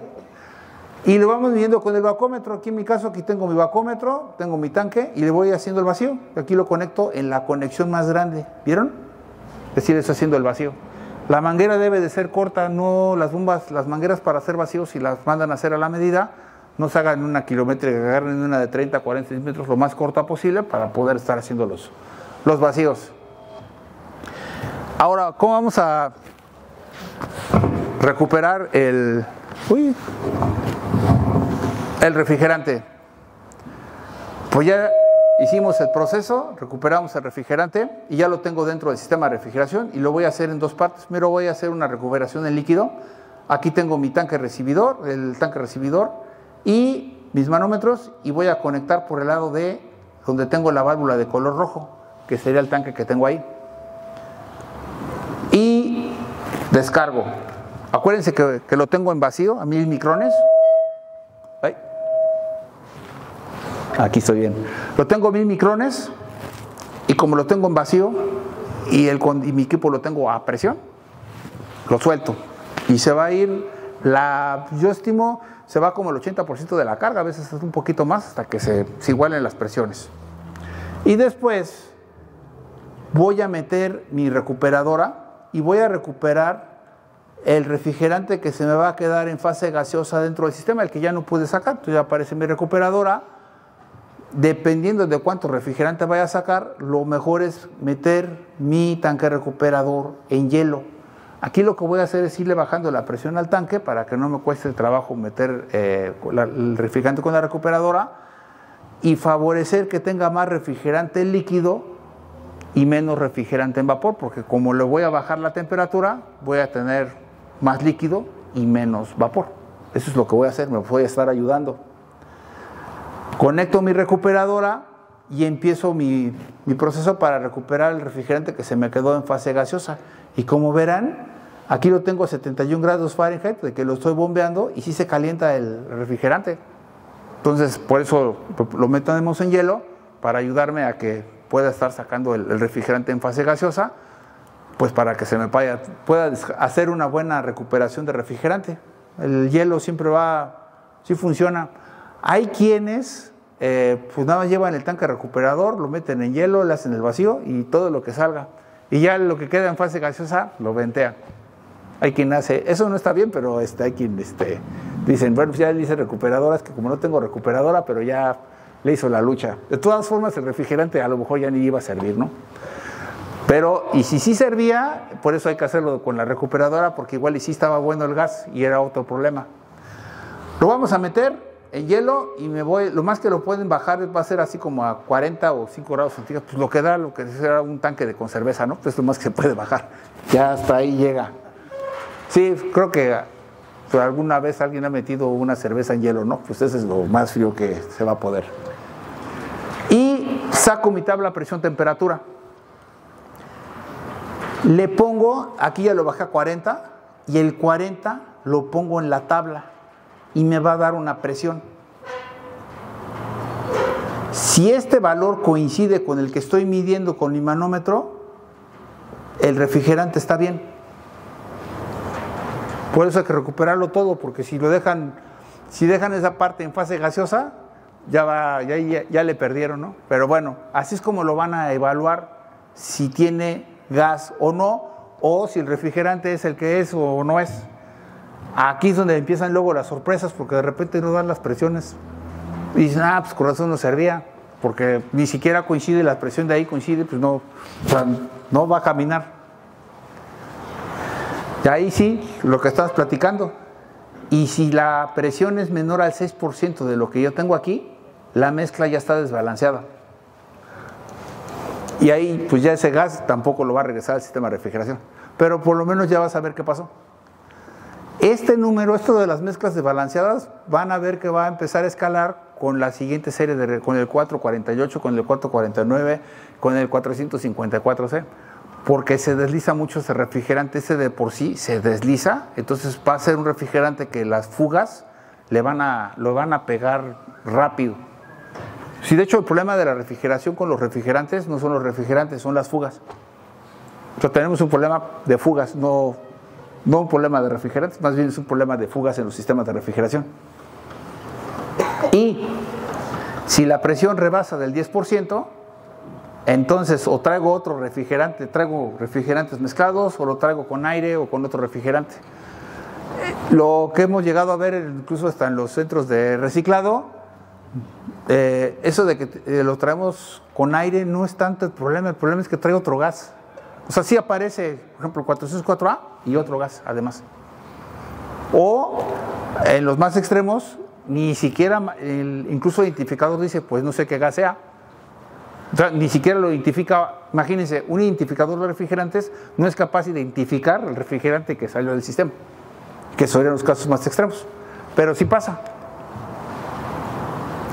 Cuando estén trabajando con hidrocarburos y tengan que fugar refrigerante, en estos momentos, fíjense la palabra que voy a ocupar. Fugar refrigerante va a ser para el sintético, pero cuando estamos trabajando con hidrocarburos, la palabra cambia a venteo. Venteo de hidrocarburo, que no es lo mismo que el refrigerante, porque el refrigerante sintético está prohibido ventearlo o liberarlo a la atmósfera. Pero el hidrocarburo en estos momentos está permitido el venteo, porque estamos en 150 gramos.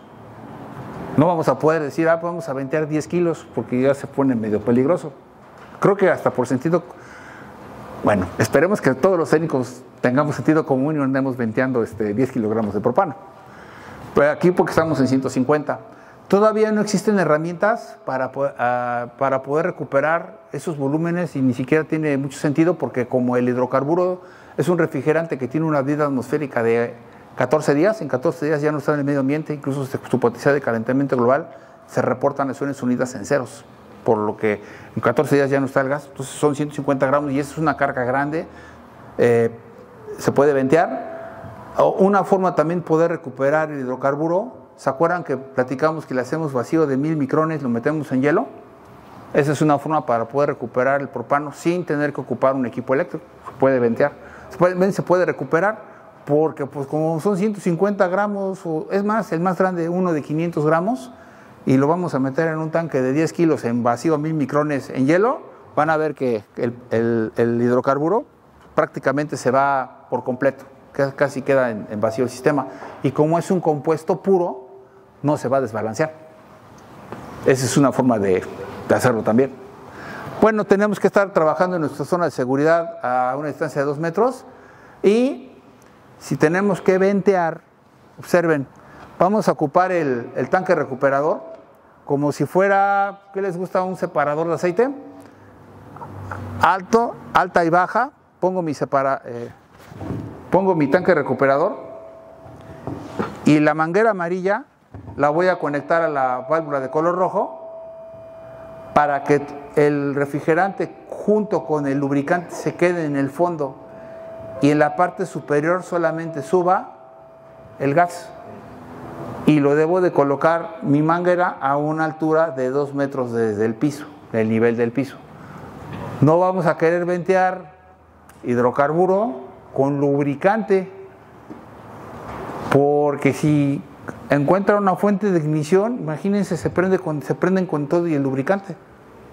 Quizás el propano no, pero el lubricante sí. Y las quemadas con aceite prendido sí, bueno, sí duelen, entonces no lo hagan. Bueno, eso dicen, pero no lo hagan. Ahora, ya terminamos con este proceso.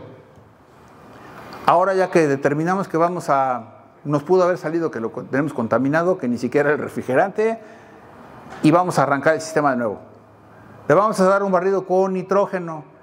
Que quede claro que necesitamos nuestro regulador para poder hacer el proceso Está el nitrógeno, porque aquí va a estar a 2.350 libras cuando el tanque está lleno. Lo vamos a pasar por un regulador y de ahí le damos a nuestros manómetros. El tanque tiene que tener regulador. Estos tanques así, se sorprendería ver cuántos técnicos trabajan de esa forma. Le ponen así y aquí le ponen, en este de aquí es donde le meten sus manómetros. Y no están conscientes de que traen 2.350 libras. Y la verdad es que siempre han trabajado así. Hasta donde sé, sí han dañado 2 que 3 manómetros o se les han roto 1 o 2 mangueras. Pero no ha pasado de ahí, pero un día se les va a terminar la buena suerte.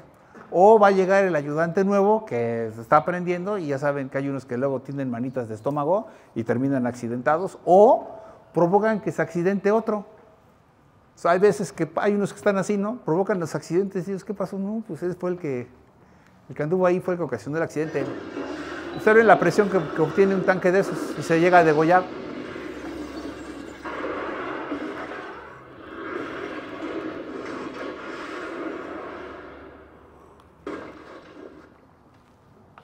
Y si fueron a poner un mini split a una casa, ya no salió el servicio. Exacto. Exacto. Esta es la presión, se convierte en un torpedo los tanques de nitrógeno. No podemos estar utilizando el compresor de refrigeración para hacer el vacío al sistema, ¿eh? El compresor de refrigeración, recuerden que el medio de enfriamiento pues es el refrigerante. Entonces, si lo hacemos que funcione y no tiene el medio de enfriamiento, pues se va a ir calentando la bobina y se quema. Y también sucede que si le están haciendo el vacío, todas las bobinas hacen arco eléctrico cuando alcanzan algún nivel de vacío. No los 250 micrones, no los 500, pero en el momento que alcanzan, se queman. Y de esos tipo de técnico que quema compresores nuevos, sacándolos de un mostrador y los regresan en la tarde quemados, por eso existen las garantías de que quiero una garantía extendida, porque muy probablemente no trae bomba y muy probablemente lo va a quemar en el arranque. De hecho, ni va a arrancar, lo va a quemar en el arranque, por esta misma razón. El vacío lo vamos a medir con un vacúmetro electrónico, por ejemplo el que tengo aquí. Estos ya los más nuevos se pueden conectar con conexión a Bluetooth, tienen una aplicación para celular y ahí van graficando. O bueno, y hay otros que son los manómetros mismos, son los que van haciendo las lecturas dependiendo de la marca o de la tecnología.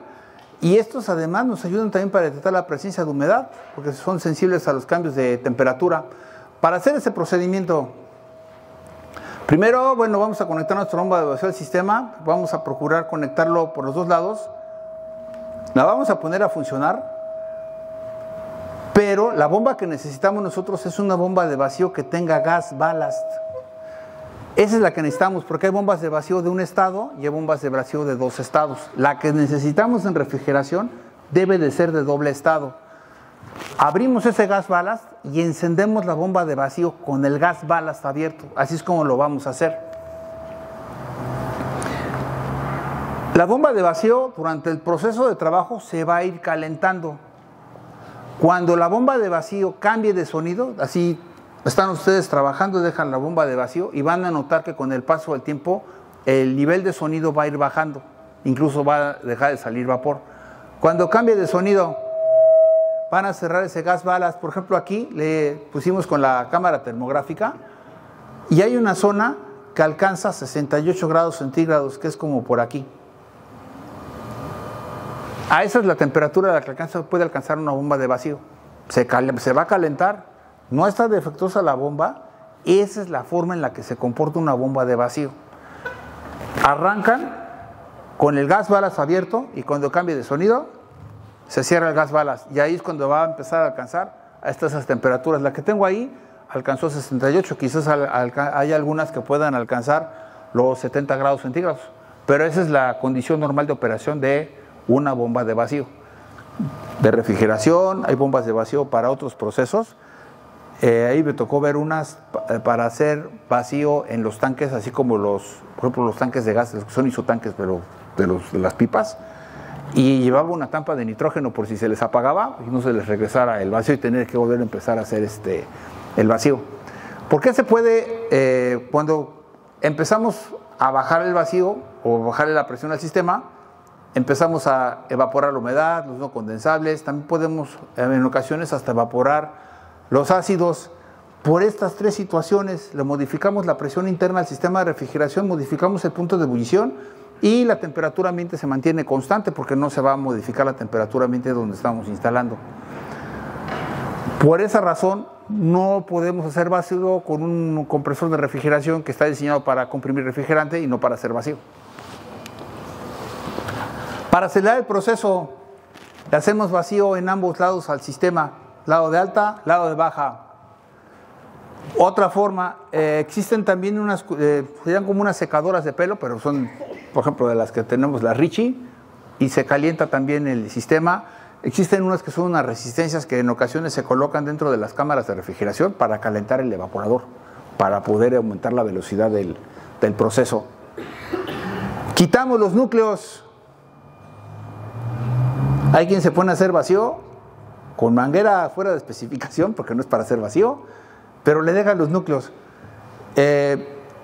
Yo también hice vacíos con mis mangueras de 1/4, y sí, efectivamente es lento, no funciona. Y si le dejan los núcleos, peor, porque pues aquí todavía lo ahogan más. Ya si le dejan, aquí va a dar como un CFM, si le dejan va a dar como 0.7 CFM. Así que si traen su bomba de 6 CFM y le hacen vacío con los núcleos con una manguera así, los otros 5.3 CFM se van a quedar en la bomba y no va, ¿cómo se dice? Pues no va a ser vacío, ahí se va a quedar todo dentro.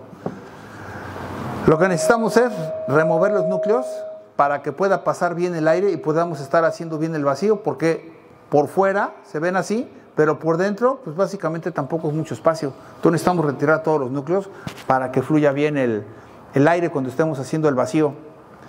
Existen herramientas para remover núcleos, están esos desarmadores, y también la válvula extractora de núcleos, que sería una herramienta común para poder estar haciendo ese proceso. Ahora, lo que ya existe ahora, que es 6 meses quizás, pues existen las mangueras para hacer vacío y ya los manómetros para hacer vacío.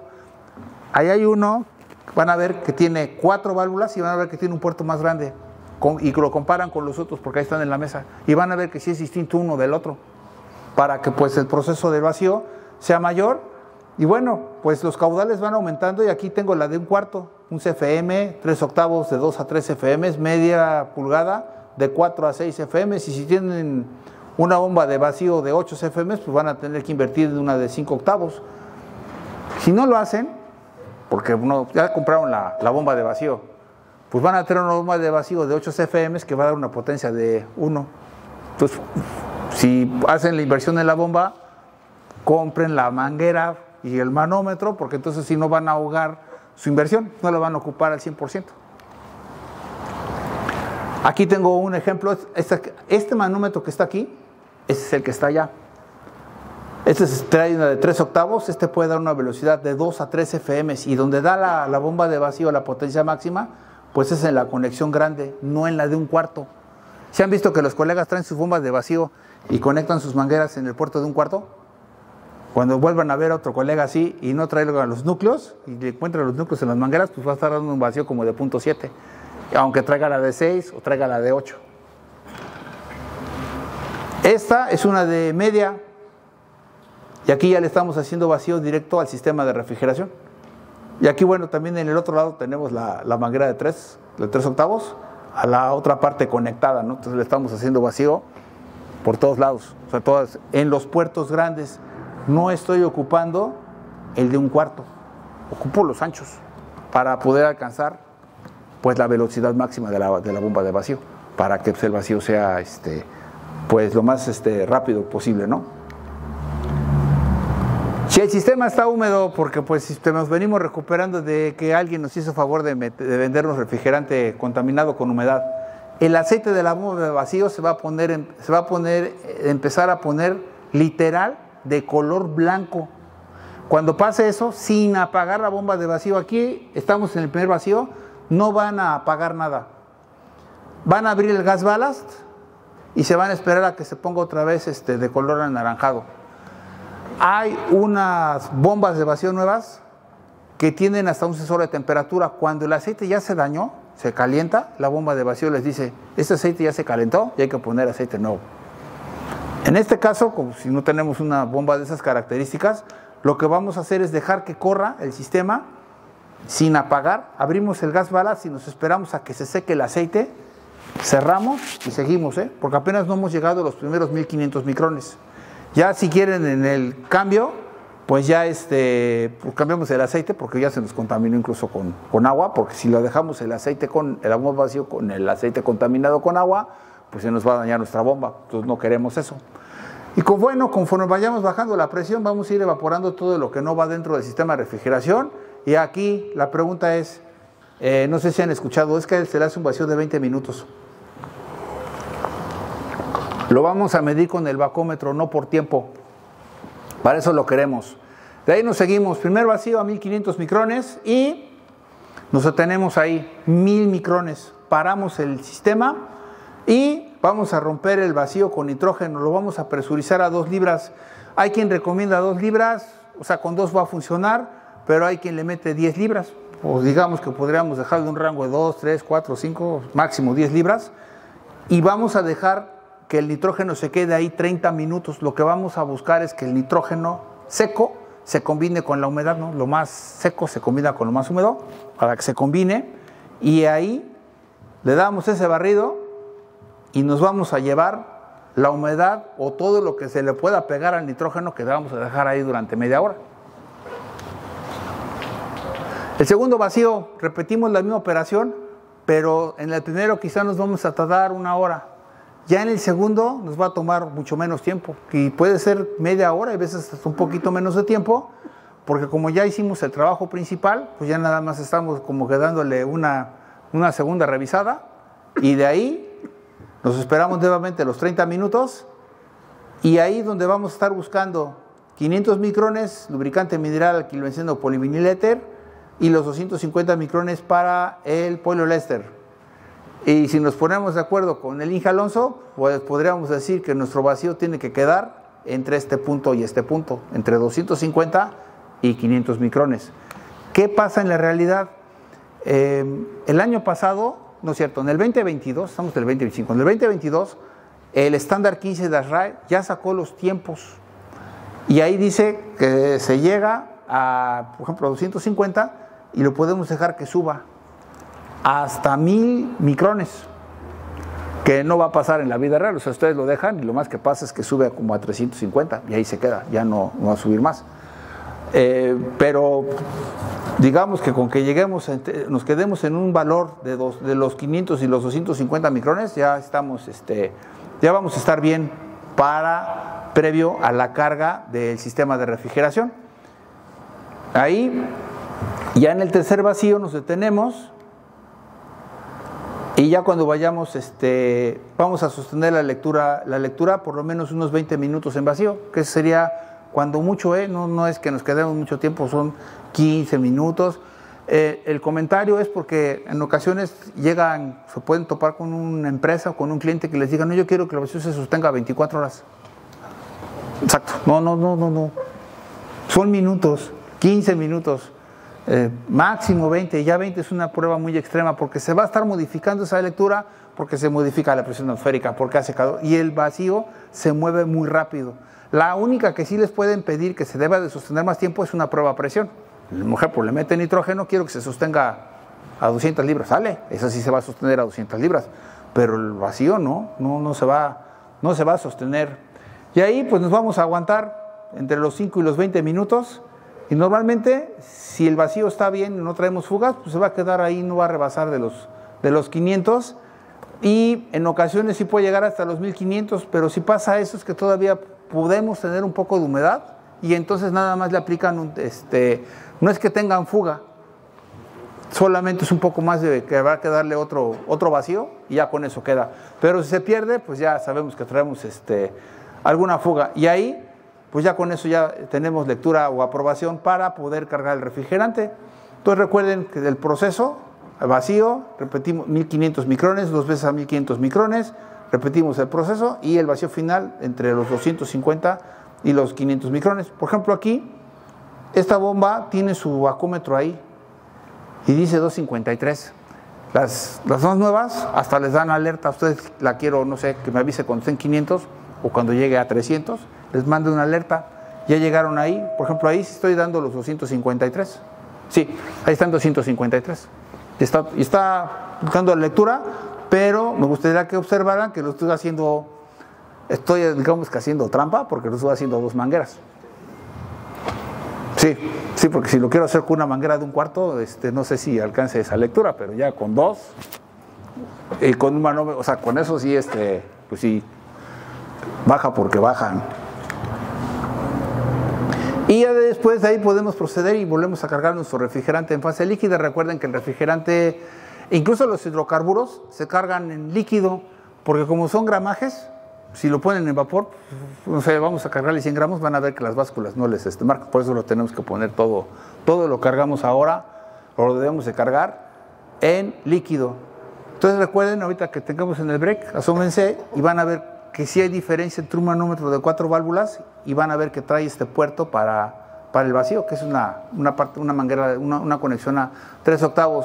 Y por último, vamos a medir el voltaje y la corriente. Y este FLA que aparece en los catálogos de Bohm es el amperaje promedio que va a consumir toda la unidad condensadora. Pero es solamente una referencia, acuérdense. Porque aquí lo que nos va a interesar es que tengamos bien nuestro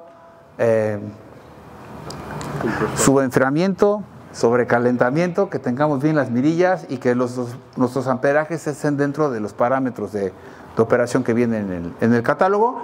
Si no tienen acceso al catálogo, pueden ocupar la aplicación del compresor y también ahí van a tener ustedes su referencia para hacer la calibración. Y por último, pues también tenemos para nuestros cursos se pueden hacer en línea con nuestra aplicación, se pueden hacer en línea también 24 horas al día y ya tenemos nuestro sistema de inscripción inmediata vía mensajes de texto. Entran a este código de barras y ahí se pueden inscribir y pueden empezar su proceso de capacitación. El proceso es gratuito, pero recuerden, todos quieren certificarse, pero nadie quiere hacer el examen. Entonces, si quieren traer la certificación, que sus cotizaciones salgan con su insignia de que están certificados, pues tienen que cumplir y descargarse o completar los 5 procesos o las 5 evaluaciones. Y ingeniero Huáscar, ingeniera, ahí es donde está, ya se fue. ¿Dónde está? Aquí está el ingeniero Huáscar.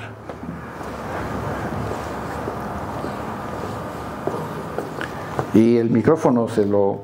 A ver, echa. Aguas porque se descompone.